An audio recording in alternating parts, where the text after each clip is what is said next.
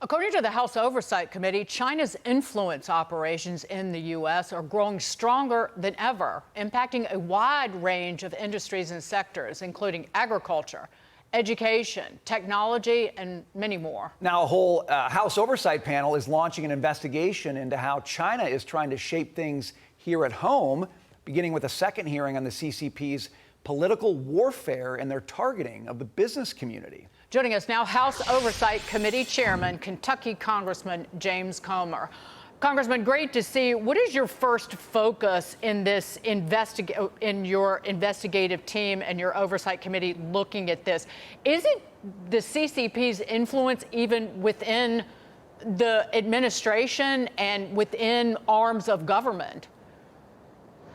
Yeah, look, I don't think the average American understands or can appreciate the amount of money that China is investing into different areas that are crucial to our economy. We've known for a year or two that China is one of the biggest donors anonymously to our universities around the country, especially our research and development universities, where they steal our patents and intellectual property, as well as try to indoctrinate our students with anti-American sentiments. We now know that China is funding a lot of these outside groups that are having an impact on the climate change agenda that would be devastating to the United States and beneficial to China. We believe they're funding a lot of the social media or bots and things to try to influence public opinion.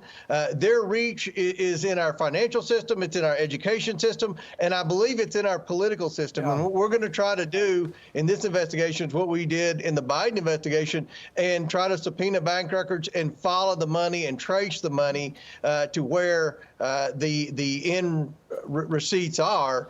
We know this money's coming from different Chinese operations. You just mentioned the money laundering operations where they're colluding with the Mexican drug cartel to get the fentanyl into the United States. Right. Everything China's doing to us is bad. But you're saying that they might have infiltrated like the EPA, where you'd think, okay, there's a background check, there's something to prevent that. And that's exactly what you're looking into. Why would they do that? Well, obviously, they want to do everything they can to hurt America. China wants to be the one major superpower.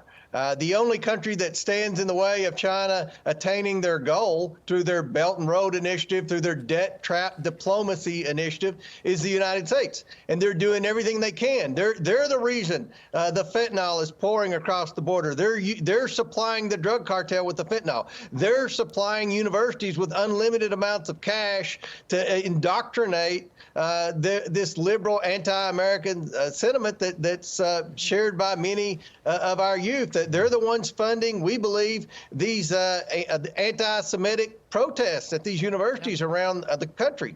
And they're pushing this Green New Deal agenda. Everything they're doing is trying to hurt the American economy, to try to divide us politically, to try to bankrupt us. Right. And I think that the American people deserve to know the truth about China's excessive role in this. This goes something you said about the Green New Deal. It goes to this question. Now on to another House Oversight investigation involving John Kerry's former climate office. So according to internal documents obtained by a watchdog group, the Special Presidential Envoy for Climate, or SPEC, was apparently coordinating with left-wing nonprofits to shut down coal production in the U.S. Congressman, that is both stupid and completely antithetical to American interests. Yes. Absolutely. You cannot push electric vehicles down the throats of every American, forcing the United States Postal Service to electrify the fleet, trying to force the government fleet into electric vehicles, trying to incentivize every American to go out and buy an electric vehicle, and not have the energy capability to supply the electric vehicles with energy. And coal has to be a major part of the equation. It's not the only answer, but it should be a major part of the equation. We don't have the infrastructure. We don't have the capacity to supply just the EVs alone, much less every air conditioner and heater in every American household without coal being a major part of the equation. And what they have done to coal in the last few years should be concerning to every American. They're fixing to shut down another coal plant in Kentucky, in our largest city in Louisville. And there's really no plan B to be able to supply the increased demand for electricity that not only our growing economy is gonna require, but also these electric vehicles. So this is not in the best interest of the American economy. It's not in the best interest of the consumers.